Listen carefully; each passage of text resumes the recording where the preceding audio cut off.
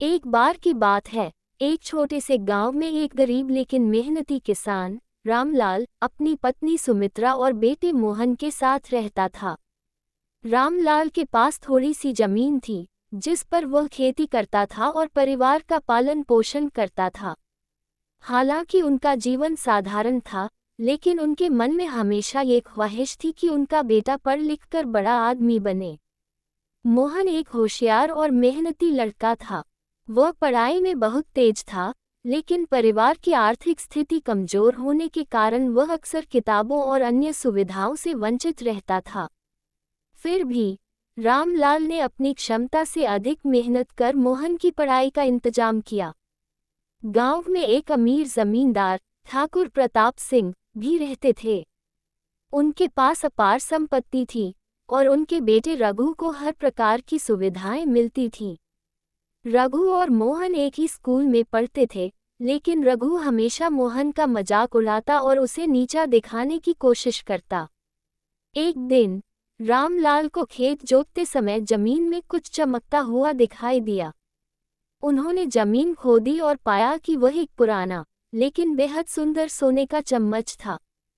चम्मच पर बारीक नक्काशी की हुई थी और यह बहुत कीमती लग रहा था।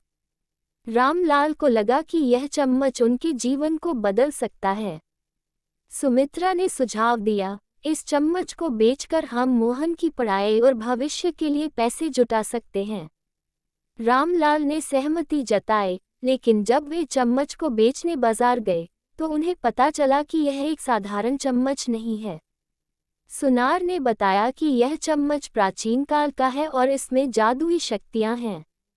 सुनार ने रामलाल को समझाया कि इस चम्मच से हर दिन एक विशेष खजाना निकल सकता है, लेकिन इसके लिए शर्त है कि चम्मच का उपयोग सिर्फ जरूरत के अनुसार और अच्छे कार्यों के लिए किया जाए। लालच या अन्याय करने पर चम्मच अपनी शक्ति खो देगा। रामलाल ने यह बात अपने परिवार को बताई और सभी ने चम्मच का उपयोग संयम और समझदारी से करने का निर्णय लिया। अब चम्मच के जरिए रामलाल के पास हर दिन थोड़ी थोड़ी दौलत आने लगी। उन्होंने मोहन की पढ़ाई के लिए किताबें खरीदी, घर की मरम्मत करवाई और गांव के जरूरतमंदों की भी मदद की। चम्मच के कारण रामलाल का जीवन सुधरने लगा, लेकिन वे अपनी मेहनत नहीं भूले। उन्होंने अपनी जमीन पर मेहनत करना जारी रखा और गांव में शिक्षा और स्वास्थ्य के लिए योगदान दिया। धीरे धीरे रामलाल के घर की गिनती गांव के प्रतिष्ठित घरों में होने लगी। मोहन ने अपनी पढ़ाई पूरी की और बड़े शहर में जाकर एक बड़ा अधिकारी बन गया। उसने गांव में स्कूल और अस्पताल खुलवाए, ताकि कोई और बच्चा गरीबी के कारण शिक्षा से वंचित न रहे। ठाकुर प्रताप सिंह, जो रामलाल को हमेशा गरीब समझते थे, अब उनकी सफलता से जलने लगे। उन्हें शक हुआ कि रामलाल के पास इतनी संपत्ति कहां से आई। उन्होंने रामलाल के घर में चोरी कराने की योजना बनाई। एक रात ठाकुर के नौकर ने रामलाल के घर से सोने का चम्मच चुरा लिया। ठाकुर को लगा कि अब वह चम्मच का उपयोग कर खुद अमीर बन जाएगा।